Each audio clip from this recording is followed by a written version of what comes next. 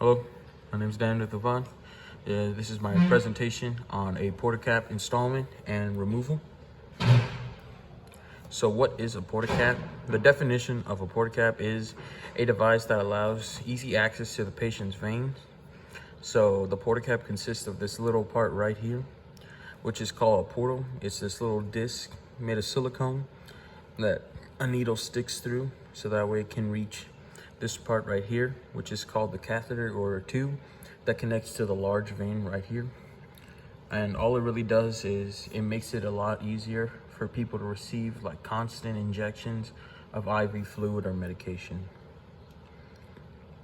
So the procedure is necessary mainly for people who say are on a constant supply of either maybe IV medication like chemo patients, or even for me, a hemophiliac, to receive medicine easier, so that way we don't have to give an IV every single time we want to get our medication. Plus it creates an easier access point for us to just, stick the needle in, give ourselves the medication, that's it.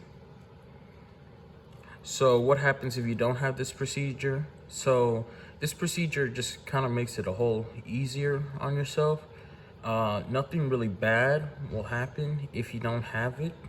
It just means that you will probably have to have more needles put in you for an IV each time you need to receive your medication. Also, it can, kind of create a little bit of a hassle, not being able to have your medication, just stick the needle in and that's it. But it's mainly up to the person if they want to have it or not. So who gets this procedure? The demographic for this procedure is pretty vast. Only really people who are gonna have a constant injection, date, or having constant injections all the time would really receive this. So people like chemo patients, ones that need constant IV fluid.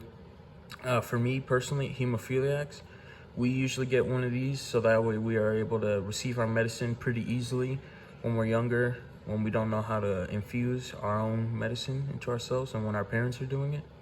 So it just really makes life a whole lot easier for a lot of people. So what problems does this fix? A Portacath fixes the problem of really just having to need constant IV put into you, or IVs put into you multiple times. It really helps for a lot of people like chemo patients, hemophiliacs, people going through kidney failure. This also helps just because if they need a constant supply of IV medication or fluid, it just provides them an easier access point. So who usually does the surgery? Usually a surgeon will perform this surgery on you. Both times they can put it in and take it out whenever they need to. And usually they have their team with them, an anesthesiologist there to put you under. And yeah, it's a pretty simple procedure. So the equipment they usually use is basic surgical tools, things to keep the skin flaps open, to cut a little incision above your neck, and stuff to just kind of make sure everything goes there. A bio patch or disc imprinted with a CHG, just really to make sure in case, you have it removed, that it has an identification number and they know whose it is. They're gonna have things to keep the entire place sterile, all that good stuff that you see in all the surgeries. So the preparation, a lot of times before people will receive a Portacath or have it removed, they'll be at the doctor's for a couple days, maybe 1 or 2, a week at the most, just to keep them under constant supervision and kind of prepare them to have it inserted or removed. They'll definitely check your blood, and they'll kind of just do the basic checks, heart rate, blood work. They'll make sure you have clear stool or urine a lot of times, just to make sure you're not bleeding anywhere internally. They'll also have a list of your medication, especially if, like for a hemophiliac, we have to be taken off certain medications and put onto our normal factor medication, just to make sure that our blood isn't as super thin as it can be, because we're going to be going under surgery.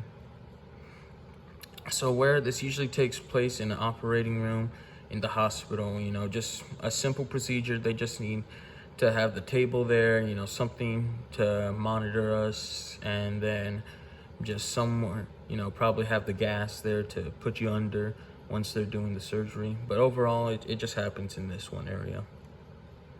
So some of the risks that do come with this or receiving a Portacath is infections, depending if you didn't clean it once you got it or something happened inside. Blood clots, since this is going inside your vein, there is the risk of blood clots, a collapsed lung, an embolism, especially if, say, you're getting an infusion of something and there's an air bubble trapped inside. A dislodged catheter tip could be a really bad one, because that means that the part of the actual catheter that's inside your vein just came out or is somewhere in your bloodstream, and that's not good. Or a hemothorax. So like right here, this is a picture of infected Portacath. As you can see, it's kind of got this dark tint to it. And up here is kind of another kind of example of embolisms and all that good stuff. Or not good, but bad. So how it feels, from personal experience, having a Portacath put in and taken out, you don't really feel it during surgery because you're under. It's after surgery where it'll be sore wherever they're placing it. They can be put in your chest, in your abdomen, or in your arm, or underneath the armpit. And usually you'll feel pretty sore for a while, and you'll probably not be able to move that part of your body where it is too much. But after about a week or so, you kind of start feeling normal again. But it's a pretty painless surgery.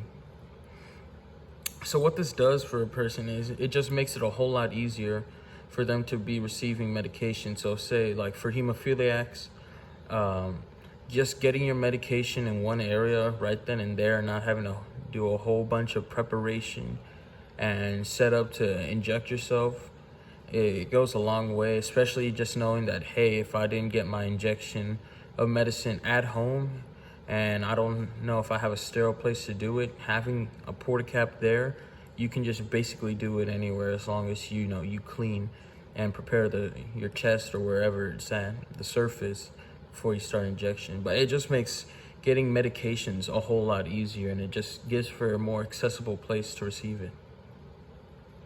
So how it can be made easier, from personal experience, just after your surgery, lying down for a while, taking it easy is the best way to just make it a whole lot easier on yourself. Maybe staying a day in the hospital for observation can definitely make it a whole lot easier. But overall, just, getting it done early as soon as possible. Usually, like say, once you stop needing constant IV medication or IV fluid, having the Portacath removed at the earliest it can be, because you do run into some risk with it staying in there so long, including having it actually fuse to the vein itself, which can be really damaging to your body. Plus, it'll mean that if that thing comes lodged in somewhere or it comes unstuck from the vein, that it can travel in your body. So, case study, before the operation, I went into the hospital. I was ready to have it removed. I had it for over about 10 years or so, or 11 years. And the Portacath is only good for so many stabs, about 22,000 stabs or injections. So after a while, you can't be using it all the time. But yeah, it's just pretty routine checks, make sure you're healthy and whatnot. And after the operation, I did have a successful Portacath removal, except I do have a piece of it still attached to my vein.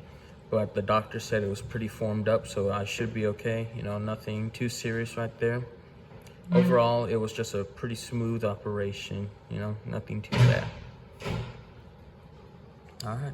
Thank you for listening to my presentation.